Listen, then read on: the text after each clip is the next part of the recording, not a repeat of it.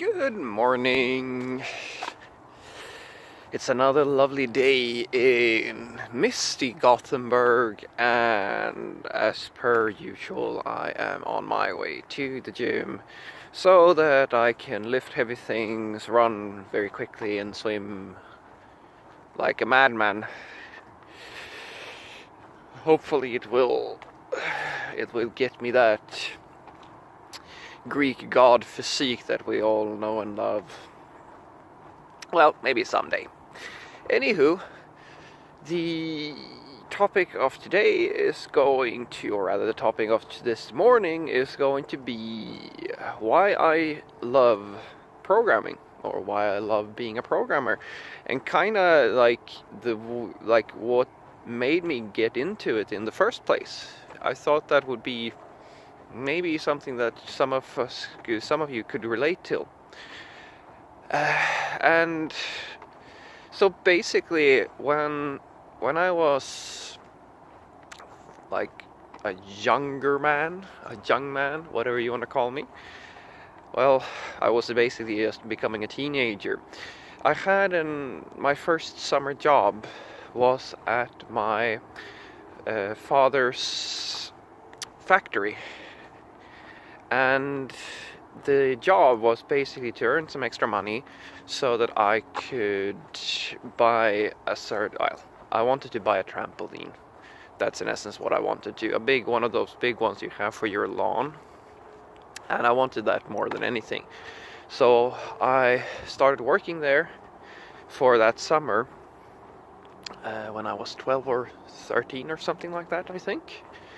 And the job, it wasn't that difficult. The job was in essence to stand in front of a machine and put two metal rings on the edges of a small pipe, press a button on the machine, and the machine would clamp on the metal ring so it stuck to the edges, and then you would do it on both sides, of course. And that was the entire job. And after a day, I think, of doing that, it dawned on me how mind-numbingly boring this was. And then I had another 10 weeks to go, every day, for 8 hours. Now, I don't know about you guys, but when you have such a trivial task in front of you and you have no way of escaping it, I mean, nothing worked. Music didn't do much because, you can only listen to music for so long before you before it, it still gets to you. And that entire experience taught me how much I need at an emotional level to be mentally stimulated.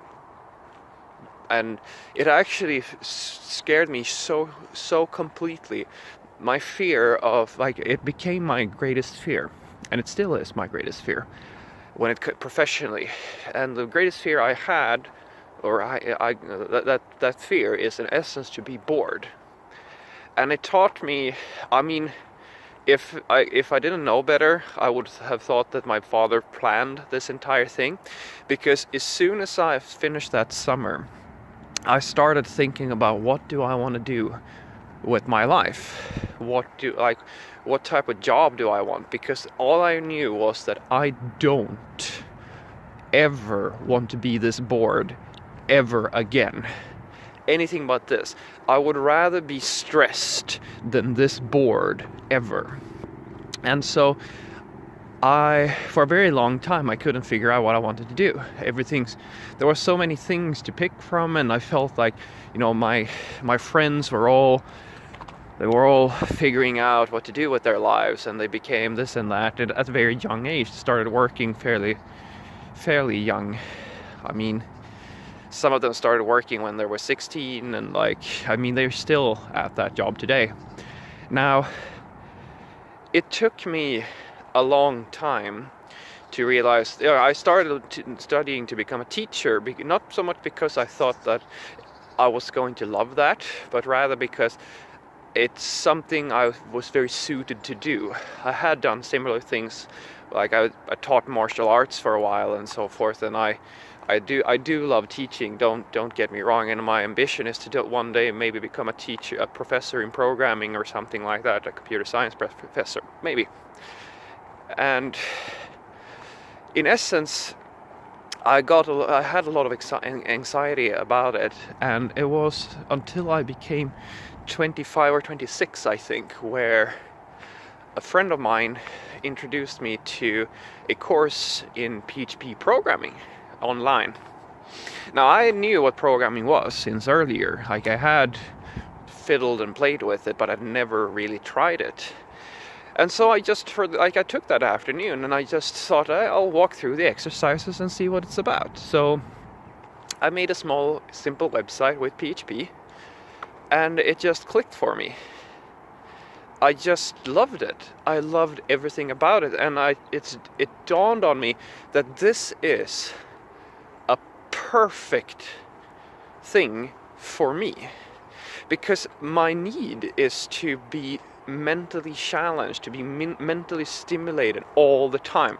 That's why I play so many computer games, and that's like I need almost constant stimulation, or rather have my brain working all the time. I love it. I absolutely love it. I can, when I go deep into a problem, the entire day just vanishes. Like, my girlfriend has to remind me that, she, especially in the early days, she could come home and she had to ask me, have you eaten today? Have you eaten lunch? Have you eaten dinner? And for the most part I hadn't, because I was so into what I was doing that I forgot to eat. And I love that. And so basically it came from there. Like, from there I went into, I applied to the universities and took the courses at MIT and Harvard and all that stuff. That's all basic history, history for me.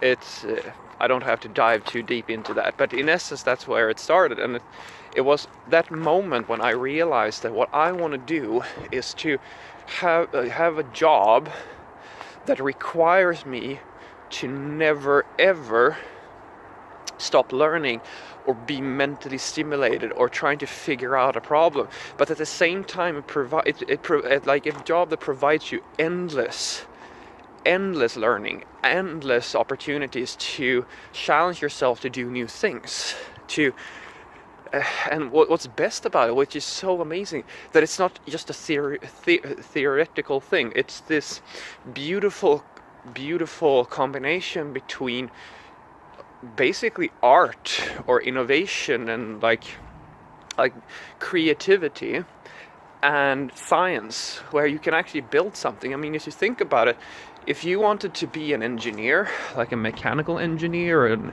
electrical engineer, I mean, it's great. Like, for the most part, I think that's something that can get you very stimulated as well. And I was considering these things too. The problem is, from my perspective, is that it's much more costly and you're much more limited in terms of what you can do. It's not that many electrical engineers who can build something amazing and create an entire company around something. It requires physical products. It's the same thing with starting a business. That's why IT is such a big thing, because it's so relatively easy to get started and build something big from nothing. In essence, it's the only business I know. Programming is the only business that I know where you can become an overnight success without almost no investment to start with. It might be possible in the stock market as well, but for the most part, I think that's the reason why so many startups, like if you're starting a new startup today, it's 90% of them are in system development. They have IT somewhere in there. And so I turn to you guys and I'm trying to relay how perfect programming is for you if you're one of those people who want to be mentally stimulated. And I'm not saying that you have to be like a genius or some person who always sits around trying to think up puzzles and solve crosswords or whatever. Some of my friends don't really get that. think they know me by, oh, Fredrik, he loves mental conundrums, and give him riddles and Rubik's cubes, and I'm like, that's not what I'm talking about. It's actually not that close to, like, it's not as close to the truth as they think it is. What I as an example, like, if you give me if you give me a simulated problem, like we were doing this escape room challenge the other day, and I mean, I loved it. I mean, I was getting to hang out with some of my two best friends, and we had a lot of fun. But it's not, like I told them, this is not like my perfect scenario for a mental conundrum, because it's a simulated problem. You're faking a problem, and my problem usually is that I overanalyze or underanalyze the situation. So when you're telling me that, oh, there's this problem and you have to solve it, and I know that somebody else thought up the solution to the problem, I start questioning, okay, how deep do I go? And as I usually do, I overanalyze things, because in my job, anything goes. There's no limit to how to solve the problem. Like, everything, like, if I can do it, it's within the borders of what's acceptable. However, in the simulated problem, it gets to be more about trying to figure out how the other person thought, okay, this is the way you should solve this problem. Because do you see what the difference? Like, they have thought out how I'm supposed to solve the problem. So it's not about just solving the problem in any manner possible, or what I think is possible. It's about solving it in the right way, or rather the way that it was intended to be solved. And that's a little bit different. Anywho, so back to what I was saying to you guys about what I think is, well, what makes it a good fit for you, programming. What is it that I love about this that I can somehow relate to you? Sorry. Well, apart from, I'm not gonna lie. I mean, there is a lot of, there's more anxiety and a little bit of fear involved in this job than I would assume that most other jobs have. I mean, honestly, like, if you're working in a shop or something like that, the only time you really have to be afraid or like deal with any type of emotional anxiety is when you lose that job, or maybe, I mean, it's very rare that you have to go through anything that's difficult in your life if you have a standard boilerplate occupation. And like, I mean, what we usually say, if you have the Swedish life, which is house, kids, Volvo, and a dog, and then you work as a social worker or something like that, the odds of you ever having to deal with anything that feels remotely difficult is very low. And if that's if that's what you want, then no, programming is not for you, because it's not a bad thing. I mean, there are going to be days where you feel very frustrated. There are going to be days where you feel a lot of stress, because let's remember, sometimes you face a problem that you can't really solve. For the most part, you have awesome colleagues that can help you out, but sometimes you don't. But you should know that this is not an easy job. In the sense that it's not bad in any way. As I said, I love it. I absolutely love it. I wouldn't trade this for anything in the world. I tell people all the time that, football players have the luxury of doing what they love and getting paid a lot of money to do that.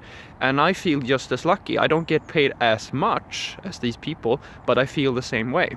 I get paid to do what I love every single day. And I think that you're going to love programming as well. It is for you if you're the sort of person who feel empowered by understanding how something works and being able to, with your own two hands and just your wits, being able to take something from nothing to something that's working. And I think the purest idea that I can express to you guys is that my personal ambition and my dream has been for a very long time to be able to create something that provides value to other people, like build something or make something, because I really like, there's nothing can beat the sensation of creating something and seeing other people using it, like an application you built, and seeing that it brings value and joy to other people. It's amazing. And trust me, if you are the sort of person that you love being involved in like a project or something, and you love creating things and building it from nothing up to something great, then this is definitely for you. And don't be afraid, you know, you don't have to be a super genius, and you can be any regular person. I mean, shit, I've like in high school I failed, well, I didn't fail, but I was so bad at going to school that I think I had 30% attendance across the board over 3 years, and I still made it as a programmer. I mean, so just, you know, look at me. You don't have to be especially smart to do this stuff, but I will tell you that it does help, and I highly encourage you to think about what you want to do. I mean, it is a long-term investment to become a programmer, but if you fit in and you feel that this is the sort of these are the sort of challenges that you enjoy, there's nothing that can beat it. You won't find this type of stimulation and overall happiness, I think, anywhere else.